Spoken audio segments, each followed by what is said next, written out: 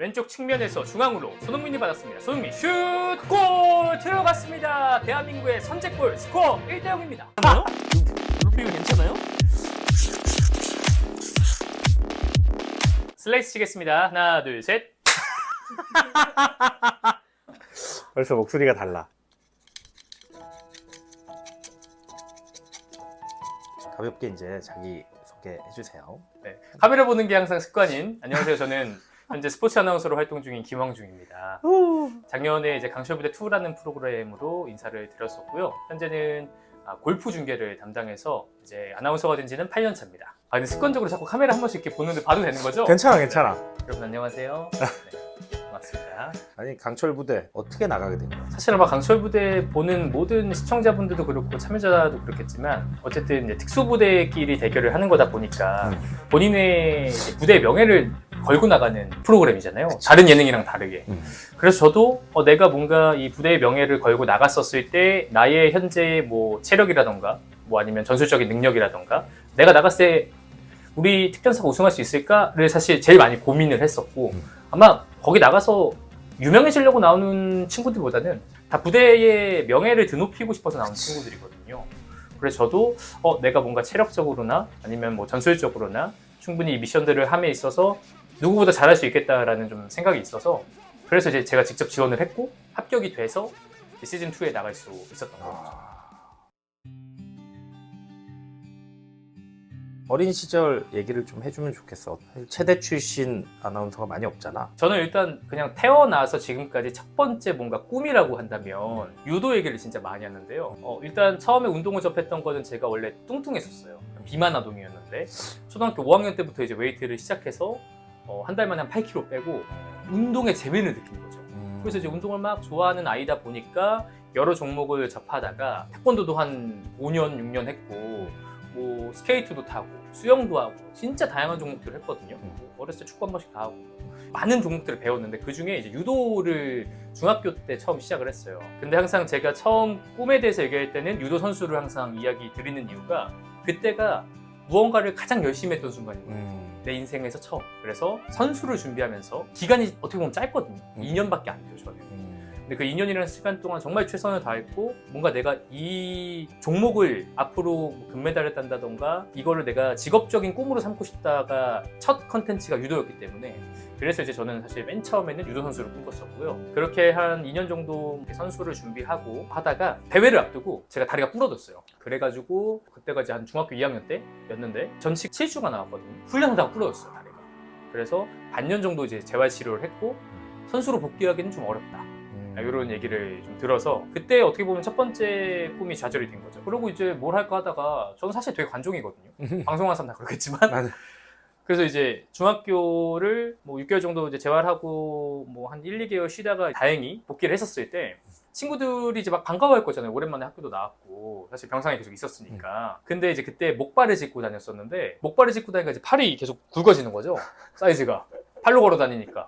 한 친구가 야, 홍충아 너 목발로 그렇게 걸어 다니는 거 보니까 넌 이제 그냥 팔로 걸어 다녀도 되겠다 이 얘기를 한 거예요. 그래서 그런가? 그러면 팔로 걸어 다니는 거 뭐가 있지 했는데 그때 마침 의정부에서 비보이 하는 친구가 전학을 온 거예요. 그래서 그 친구랑 같이 물구나무 쓰고 막 대결을 하다가 야 이게 팔로 걸어 다니는 종목이네. 나 비보이를 해야겠구나. 그래서 중학교 3학년 때 비보이를 시작했어요.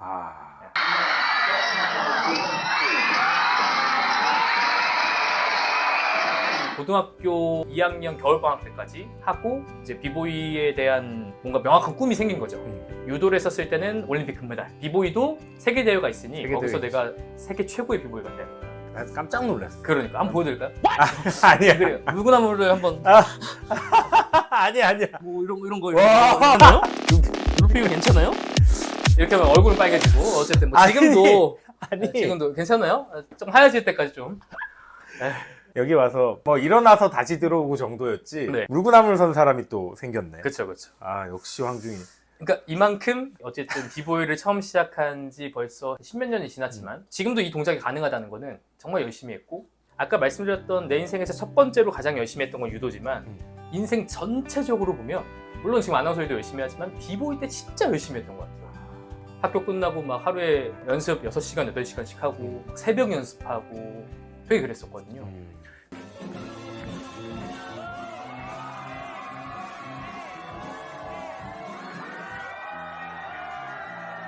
근데 이제는 아까 말씀드렸던 것처럼 손으로 걸어다니는 종목이기 때문에 손목 연골이 다 닳아가지고 프로 생활을 할 수 없다라는 얘기를 들은 거죠. 너무 열정맨이야. 그게 진짜 형님이 이제 거의 뭐 프로 인터뷰를 하시는 MC라고 해도 과언이 아닌 게 진짜 정확한 포인트를 짚어주셨어요. 제 인생 보면은 유도도 너무 열심히 하니까 다리가 부러지는 거고 비보이도 너무 열심히 하니까 손목에 연골이 다 닳는 거거든요. 근데 이제 뭐 가시오브도 얘기 이따 하겠지만 제 삶이 거의 그런 식으로 해서 중간에 무너진 경우가 꽤 있었습니다. 흔들렸던 순간들이.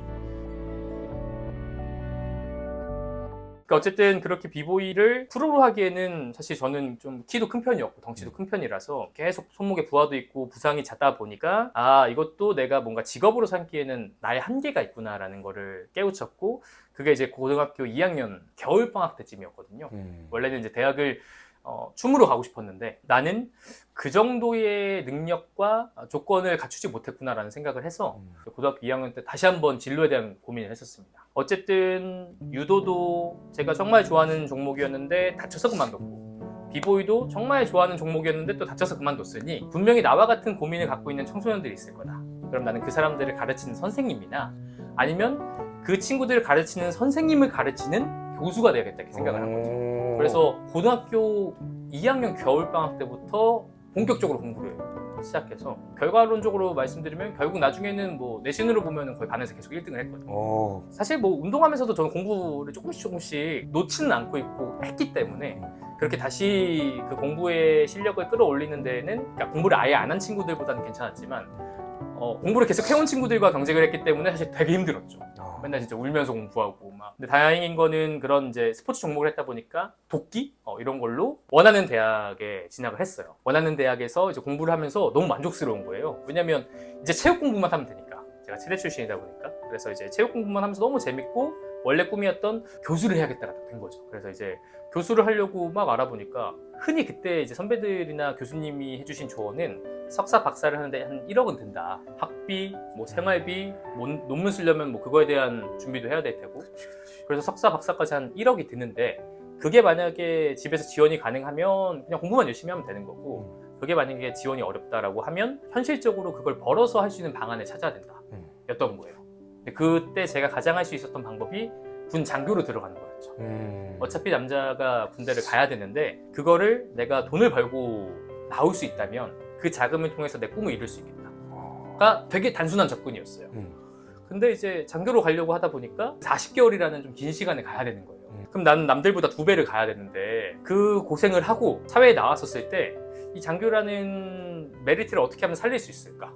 그래서 막 선배들이랑 얘기하고 하다 보니까 뭐 우리끼리 편하게 오늘 편한 자리니까 친구들이 장교로 갔다 오면 꿀 빨았다고 하더라고요.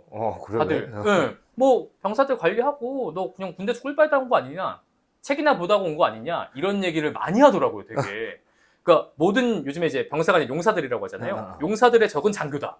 약간 이런 프레임이 있더라고요. 그래서 내가 나중에 군대에 나왔는데 나는 분명히 군대에서도 최선을 다할 사람인데 이게 나왔었을 때 이렇게 뭔가 누군가한테 놀림감이 되면 안 되겠다 해서 그럼 제일 빡센 데 가자 해가지고 장교 훈련을 받으면서 특전사 시험을 볼 수 있거든요. 그래서 그럼 육군에서 제일 강한 특전사에 가야겠다. 그래서 이제 특전사 시험을 봐서 저희는 이제 착출이 있고 자원을 하는 방법이 있는데 전 자원에서 특전사에 들어갔어요. 지원을 하면서 군 생활도 저는 되게 만족스럽게 했어요. 왜냐면 어쨌든 체력이 처음에 되는 상태였기 때문에 다들 인정을 해줬고 그런 과정에서 제가 모나지 않았고 우리 부대원들도 너무 좋은 사람들을 만나서 융화도 잘 됐고 진짜 부대 생활이 재밌었거든요. 근데 이제 그러다가 군대에서 우연치 않게 특전사 생활을 하던 중에 군 간부 모집 홍보 모델이라는 부사관이든 장교든 이렇게 모집하는 홍보 모델을 뽑는 거예요. 그래서 이것도 되게 재밌는 경험이겠다. 쉬는 날 그때 내가 홍보 모델로서 박람회도 가고 이렇게 경험을 하면 되게 좋겠다라고 해서 그걸 지원했습니다. 그래서 이제 육군 간부 모집 홍보 모델이 됐고 그걸 하다 보니까 그 정말 짧은 몇 번의 출장이 또 재밌는 거예요.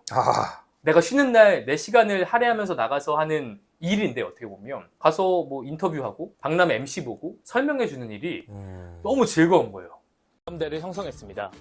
행동으로 보여주는 리더십을 통해 신뢰를 얻기 위해 노력했고 함께 땀 흘려 체력을 단련하면서 전우회를 키워나가고 있습니다.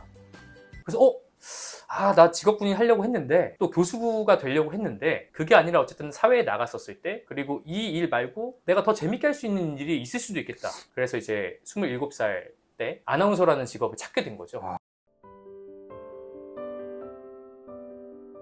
그래서 27에 이제 아나운서라는 꿈을 갖고 그 해에 전역을 했습니다.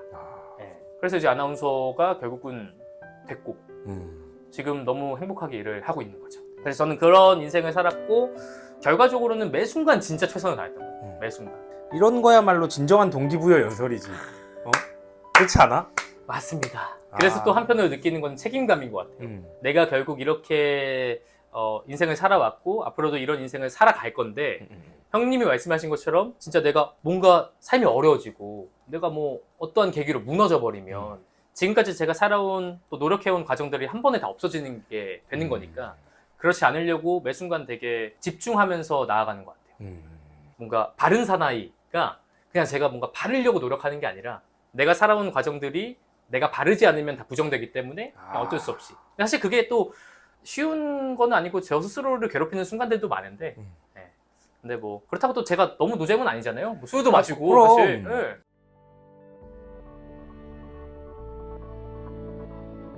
아나운서 얘기를 좀 더 해주면 재밌겠어. 저는 항상 이제 제가 살아온 그 방향성이 있어서 되게 뭔가 겸손할 수밖에 없는 게 진짜 운이 항상 좋았던 것 같아요. 그러니까 제가 갖고 있는 실력에 비해서 정말 항상 더 좋은 결과를 만들어냈었고 그리고 특히 아나운서를 지금 8년 차로 활동하고 있는데 그것도 매 순간이 감사했던 게 아까 27의 아나운서를 처음 준비했다고 그랬잖아요. 그리고 제가 이제 6월 30일, 실제로는 7월 1일 날 전역을 했는데 그런데 이제 아나운서를 27에 하려고 했다 보니까 물론 혼자 공부하고 이런 시간들이 있었지만 전역하고부터는 사실 시간이 또 많지가 않잖아요. 전역 전에는 시간이 많지가 않잖아요. 그래서 이제 27에 딱 전역을 하고 아나운서 학원 다니면서 준비를 했는데 제가 한 달 만에 합격했어요. 아 진짜? 그래서 아까 제가 처음에 말씀드렸던 것처럼 아이 재수없어! 이렇게 할 수 있거든요. 그치.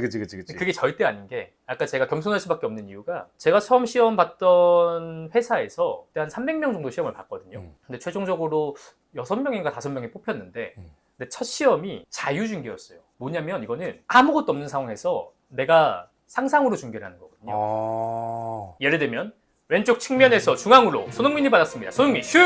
골! 들어갔습니다. 대한민국의 선제골 스코어 1대0입니다. 이걸 하는 거예요. 자, 이 타고 왼쪽으로 담장 넘어갑니다. 이거를 하는 거예요. 안 보고 그냥 화면이 없이. 그러니까 이걸 짱이다. 자유중계라고 하는데 보통 형도 스포츠 좋아하시잖아요. 아 좋아하지. 내가 캐스터다. 그러면 어떤 중계를 준비해서 갈까요? 그 선수들 다 파악하고 네. 어쨌든 정보 전달도 잘 해야 되고. 그렇죠.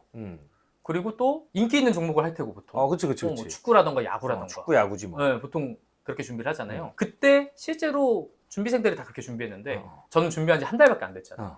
사실 그때는 스포츠 캐스터가 뭔지도 몰랐어요. 나는 스포츠를 하는 사람이고 보는 사람은 아니었거든요. 그치. 하는 걸 좋아하니까. 그래서 스포츠 캐스터 뭔지도 모르는데 그냥 한번 그 시험을 보라고 해서 받고 이거 준비를 해야 되는데 그럼 어떻게 해야 되지? 하다가 나는 축구 야구는 사실 프로스포츠 경기를 많이 보지 않았으니까 내가 제일 잘하는 종목 하면 되겠다. 그래서 아무 생각 없이 백지 상태니까 진짜 유도 중계란 거예요. 유도 중계. 내가 왜냐면 했던 스포츠 중에 제일 잘하는 게 그치. 유도고 비보이를 사실 하고 싶었는데 비보이 중계는 많지 않으니까. 그치. 그나마 요즘에야 생겼지만. 맞아요. 이제 아시안 게임과 올림픽 정식 종목이 됐지만 그 당시는 사실 비보이 거의 몰랐거든요. 그치. 그래서 그냥 내가 할 수 있는 종목 중에 그나마 중계로 좀 나오는 게 유도니까 아무 생각 없이 유도 해야겠다. 그리고 그때가 16년도였으니까 뭐 이제 막 스포츠 붐이 있는 시대고 16년도니까 그냥 유도 해야겠다. 그래서 그때 당시에 되게 유명했던 안창림 선수라든가 이렇게 자료를 막 혼자 준비해서 자유중계를 한 거예요. 안창님 업어치기 한판 금메달 이걸 한 거예요. 근데 갑자기 이제 거기 면접관님이 한 3분 계셨는데 본부장님이 김항중 준비생은 왜 유도를 준비해 왔어요? 이렇게 말씀하시더라고요. 그래서 그냥 사실 있는 그대로 말씀드렸어요. 정말 대한민국의 훌륭한 스포츠캐스터 선배님들도 많이 계시고 이미 유도 중계가 많이 활성화됐지만 제가 어렸을 때 유도 선수를 준비해 봤기 때문에 대한민국에서 유도 중계만큼은 제일 잘할 수 있습니다. 그냥 이렇게 말씀드렸어요. 팩트니까 나는 이 사람들이 잡는 기술 모양만 봐도 그 다음에 뭔지 알지. 도복기 잡는 것만 봐도 어떤 게 들어가지 아는데 당연히 내가 중계를 제일 잘할 수 있는 거 아니야? 그치. 건방진 얘기였죠. 그 당시는 잘 몰랐으니까. 그냥 그렇게 생각을 해서 그렇게 있는 그대로 말씀드렸는데 그때 뽑은 아나운서가 2016년도 리우 올림픽이 끝나고 패럴림픽 중계할 캐스터인 거예요. 패럴림픽 종목의 유도, 수영, 탁구 탁구, 육상 등이 있었던 건데 얘가 갑자기 와가지고 유도 중계를 하니까. 대한민국에서 유도는 내가 제일 잘합니다. 그때는 이렇게 해버리니까 그분들이 그 한 방에 반한 거예요. 응. 사실 저는 잘한다. 그때 한 달밖에 안 됐기 때문에 잘 못했거든요. 왜냐면 준비한 지도 얼마 안 됐고 내가 이 아나운싱에 대한 기술을 모르는 애가 와가지고 그냥 패기 있게 제가 유도 제일 잘합니다. 근데 우리 유도 중계 해야 되는데? 였던 거예요. 그래서 4대가 맞았네. 한 달 만에 뽑힌 거죠. 근데 저는 이게 사실 운이기 때문에 원래 준비생들한테 이렇게 하면 절대 안 된다고 하거든요. 방송사는 종목에 대한 중계권을 갖고 있기 때문에 그 중계권을 갖고 있는 거를 우리가 고민을 해서 이 중계를 준비해 가는 게 맞는데 저는 사실 그런 것도 모르고 그냥 유도했는데 아다리가 맞은 거죠. 근데 중요한 거는 그렇기 때문에 인생에서 경험이 제일 중요하고 내가 잘하는 걸 해야 된다. 내가 못하는 만약에 그때 축구를 하고 야구를 중계했으면 난 떨어졌을 건데 그 당시에 내가 제일 잘할 수 있는 거를 하다 보니까 그 운이 맞아서 어쨌든 합격을 한 거잖아요. 그러니까 내가 제일 잘하고 내가 제일 좋아하는 것을 하는 게 내 적어도 삶의 기준에서는 맞는 것 같더라 인 거죠. 그래서 한 달 만에 아나운서가 되고 거기서 이제 2년 동안 근무하다가 2018년도 평창 동계올림픽 때 SPP 아나운서, 그러니까 장내 아나운서를 뽑은 거예요. 그래서 거기 평창에 마찬가지로 동계올림픽과 패럴림픽 조직위원회 아나운서로 활동을 하고 그 다음에 또 이제 SBS 골프 채널에서 골프를 중계할 캐스터를 뽑아서 또 마찬가지로 시험을 봐가지고 SBS 골프 캐스터가 되어서 현재까지 이제 총 8년이라는 시간 동안 8년차 아나운서로 활동을 할 수 있게 되었습니다. 기승전결이 너무 확실하니까 편집점이 아주 깔끔해요. 그죠? 저는 참교육투에서 제가 제일 많이 넘겼거든요. 5분 동안 촬영을 못했습니다. 줄은 미끄럽지, 줄은 얇지, 발목이 안 꼬아지지 하니까 결국 떨어졌던 거죠. 그러니까 억울한 거죠. 그래서 사실은 국가대표 선발전에 나가서 이제 아마추어 대회를 나가요. 거기서 우승을 했어요. 이 방송을 보고 계신 연예인분들 언제든지 도전장 환영입니다.